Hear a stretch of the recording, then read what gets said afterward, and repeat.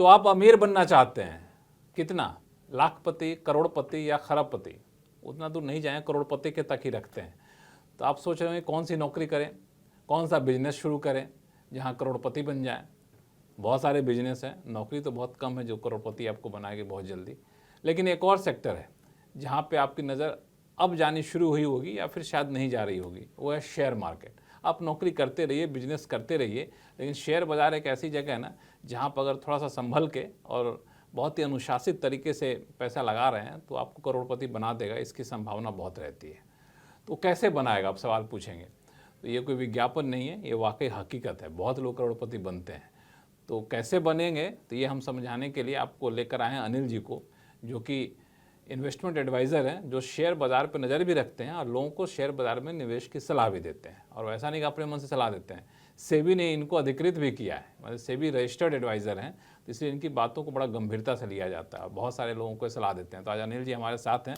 अनिल जी, ये बताइए, किसी के पास मान लिया जाए हज़ारपति, लाखपति भी नहीं है, तो शेयर बाज़ार करोड़पति बना देगा उसको? देखिए, संभावना बहुत है यहाँ पे, संभावना बहुत है। हाँ, बशर्ते आप इसके कुछ डिसिप्लिन में, जैसे हर इसको एक व्यापार की तरह समझें। देखिए, शेयर मार्केट में जो इन्वेस्टमेंट या ट्रेडिंग है ना, इसको लोग सोचते हैं कि ये क्विक रिच स्कीम है, मतलब जल्दी लॉटरी की तरह से सोचते हैं कि बस हम आज गए, पैसा लगाया और कल जो है हम पैसा लेके भर भर के लेके आ रहे हैं।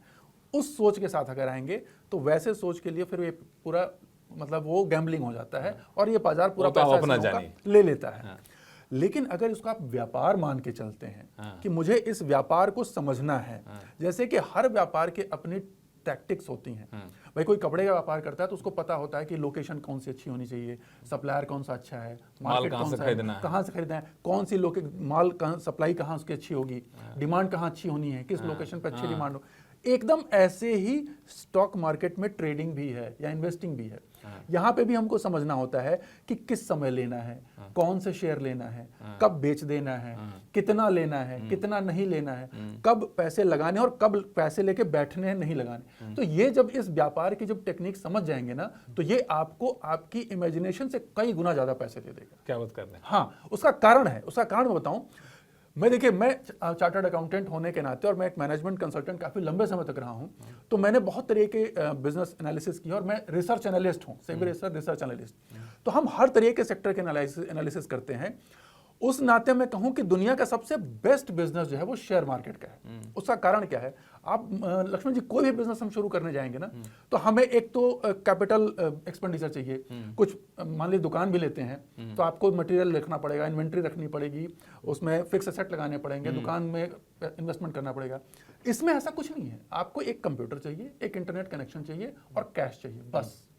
प्लस इसमें कोई डिग्री की जरूरत नहीं है कि आप फाइनेंस के ही प्रोफेशनल हो तभी आप ये काम कर सकते हैं, आप कहीं भी बैकग्राउंड से हो।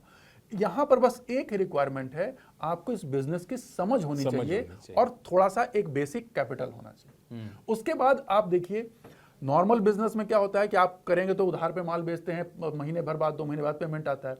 यहाँ पर एक हाथ दे एक हाथ ले वाला हिसाब आपने बताया। हाँ, यहाँ कोई उधारी नहीं चलती, कोई उधारी नहीं चलती, एक हाथ दे एक हाथ ले वाला हिसाब है। प्रॉफिट भी आपका तुरंत आया, लॉस भी आपको तुरंत मिल गया।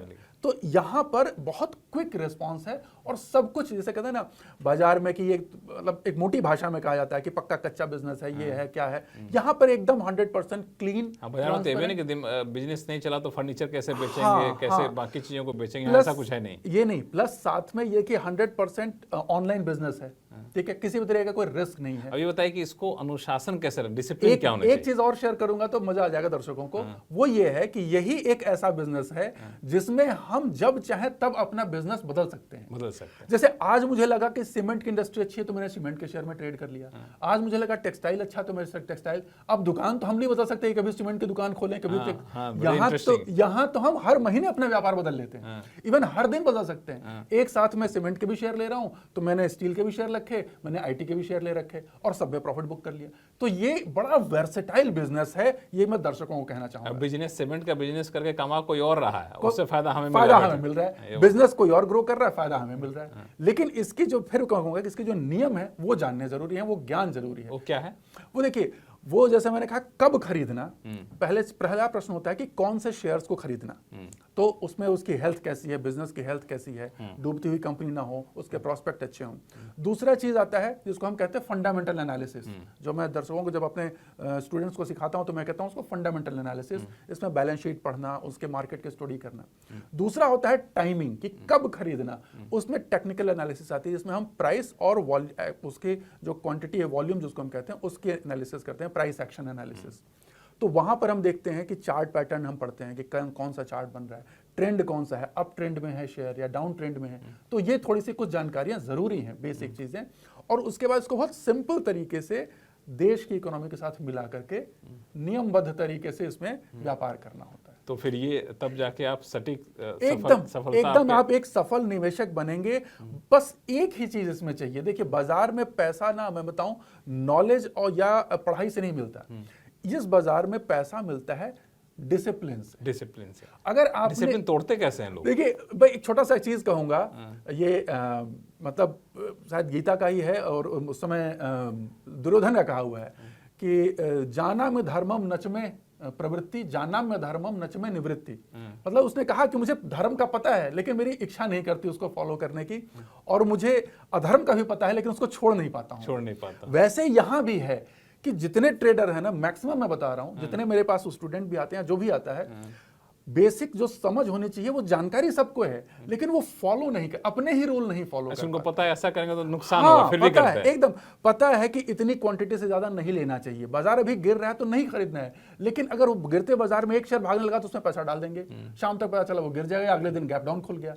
तो ये सब गलतियां नहीं करनी। तो ये सारी गलतियां ना करें, बाजार को एक सट्टे की तरह ना लें, एक बिजनेस की तरह लें। और बिजनेस की तरह लेंगे तो बिजनेस के बारीकियों को समझिए, उसकी खूबियों को समझिए, कमजोरियों को समझिए, वैसे बाजार को समझिए, और फिर आपके लिए कोई दिन दूर नहीं कि बाजार आपको करोड़पति बना देगा।